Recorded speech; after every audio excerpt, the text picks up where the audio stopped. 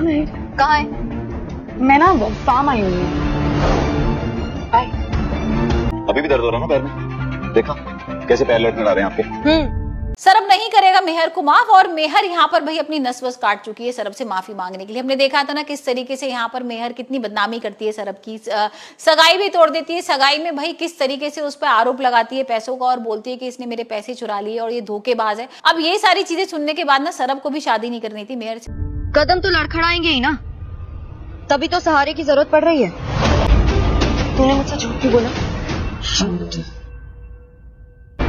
तो एक शॉप पे थी सरब के साथ।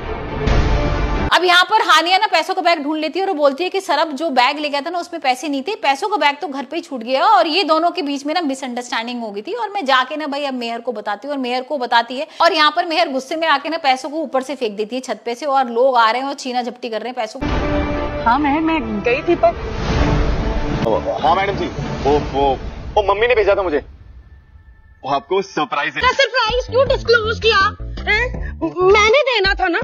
तू भी ना उसको कमरे में लेके जा, बिठा, मैं चाय बना के लाती। तुम लोग आपने सरब और हानिया को भेजा था ना वो लेकर, और गुस्सा कर रही है। हानिया कह रही है कि तुम ये क्या कर रही हो मेहर, तुमने पहले इतना सब कुछ गलत किया है, सरब के संग क्या कुछ नहीं किया है। यहाँ पर तूने अपनी कार भी जला दी अपनी ईगो के चक्कर में, गुस्से के चक्कर में, सरब से भी रिश्ता तोड़ लिया। अब अपने जो पैसे थे उनको भी तूने फेंक दिया नीचे, इतना बड़ा नुकसान किया। तो यहाँ पर मेहर ना और गुस्से में आती जा रही है। फिर मुझसे झूठ क्यों बोला?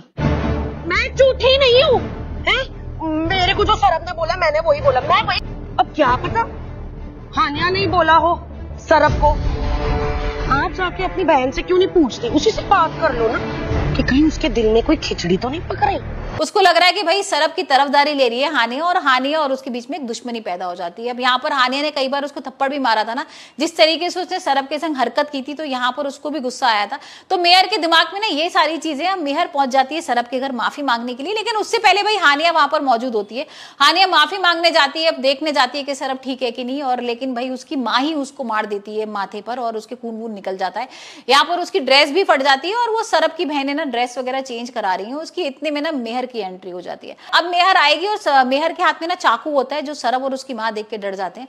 सरब बोलता है कि भाई तुम यहाँ पर मत आओ, हमें तुम्हारी जरूरत नहीं है, और तुम यहाँ से चली जाओ, मैं तुमसे बात नहीं करना चाहता। लेकिन मेहर मानती नहीं है। मेहर आ जाती है और चाकू से ना नस काट देती है अपनी। और उससे पहले वो बोलती है कि सरब मैंने बहुत बड़ी गलती की है, तुम मुझे माफ करोगे या नहीं। लेकिन यहाँ पर सरब कुछ नहीं बोलता है, पर उसकी माँ जो होती है ना मुन्नी, वो बोलती थी कि नहीं, हमें तुम्हें कोई माफ वाफ नहीं करना है और तुम चली जाओ यहाँ से। और भाई ये सुनकर ना वो और बेहोश हो जाती है। यहाँ पर सांस उसकी रुक जाती है। अब उसको हॉस्पिटल वगैरह लेके जाते हैं, देखते हैं कि भाई उसकी मौत हो जाती है या उसकी जान बच जाएगी।